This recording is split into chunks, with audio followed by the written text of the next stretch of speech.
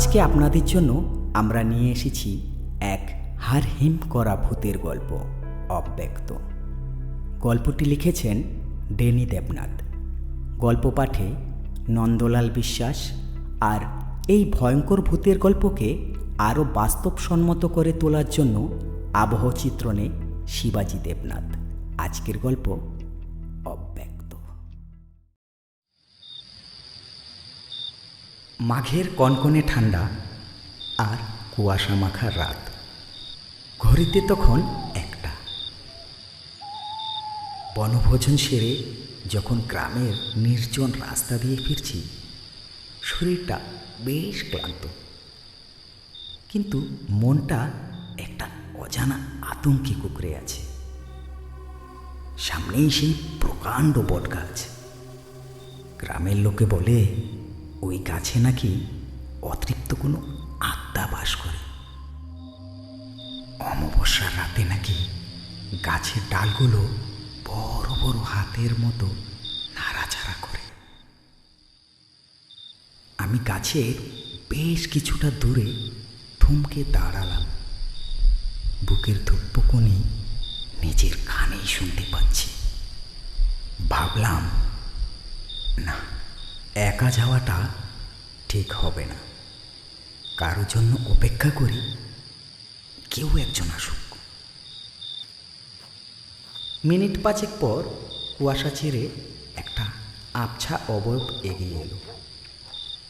চাদর মুড়ি দেওয়া এক বৃদ্ধ, হাতে একটা পুরনো লণ্ঠন। আমি একটু অবাকই হলাম। আজকের দিনে এই একচোখা লণ্ঠন কে ব্যবহার করে? যাই হোক, আমি হাঁপ ছেড়ে বাঁচলাম।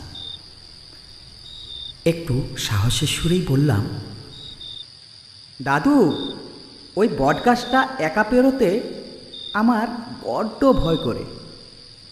আমার বাড়ি তো ঠিক ওপারেই, একটু যদি সঙ্গ দাও। বৃদ্ধ মৃদু সুরে হাসল। ভয় কিসের খোকা? ভয় কিসের? এসো, এসো আমার সঙ্গে। আমরা দুজনে গল্প করতে করতে এগোলাম। আমি কত কথা বললাম, পিকনিকের আনন্দ, বন্ধুদের হাসাহাসি, আগামীর স্বপ্ন। বৃদ্ধ ওনার জীবনের ঘটে যাওয়া অনেক সুখ দুঃখের কথা আমায় বলল। গল্প করতে করতে কখন যে বটগাছটা পেরিয়ে নিজের বাড়ির সদর দরজার সামনে চলে এসেছি খেয়ালই করিনি। বাড়ির সামনে এসে বললাম, অনেক ধন্যবাদ দাদু, তুমি না থাকলে আজ হয়তো হার্ট অ্যাটাকই হয়ে যেত। বলেই পিছনে ফিরলাম। কিন্তু কিন্তু কোথায় বৃদ্ধ? চারপাশ জনশূন্য, কেবল কুয়াশা চাদর। তখনই কানের কাছে এক অদ্ভুত শীতল হাওয়া বয়ে এলো। বাতাসে ও শরীরে এক ফিসফিসানি। ভয় পেও না খোকা। কয়েক বছর আগে ওই বটতলায় যে বৃদ্ধ বাস দুর্ঘটনায় মারা গিয়েছিল, সে তো আমি ছিলাম। কতদিন কেউ আমার সাথে এভাবে গল্প করেনি। সঙ্গে সঙ্গে একটা হাওয়া যেন কানের পাশ দিয়ে বয়ে গেল।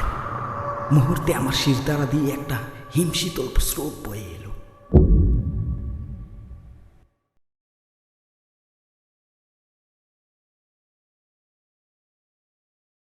ভয় নয়, ভয় নয়, এক এক অদ্ভুত বুক ফাটানো হাহাকার।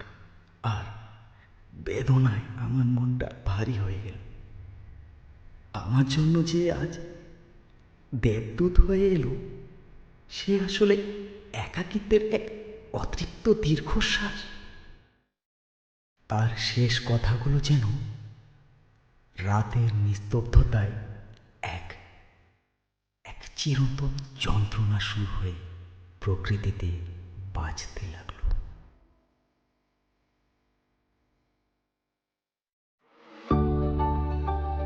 কেমন লাগলো আজকের গল্প কমেন্টে জানাতে ভুলো না কিন্তু। আমরা বয়সে নবীন, কিন্তু পথ চলতে চাই অনেক দূর। তার জন্য তোমাদের প্রচুর প্রচুর ভালোবাসা আর সাপোর্ট দরকার। প্রতি মুহূর্তের রোমাঞ্চ অনুভব করতে চাইলে আজই সাবস্ক্রাইব করো আমাদের চ্যানেল স্কেরি স্টেশনকে, আর তোমাদের বন্ধুদের মধ্যে প্রচুর প্রচুর ছড়িয়ে দাও আমাদের এই গল্পকে।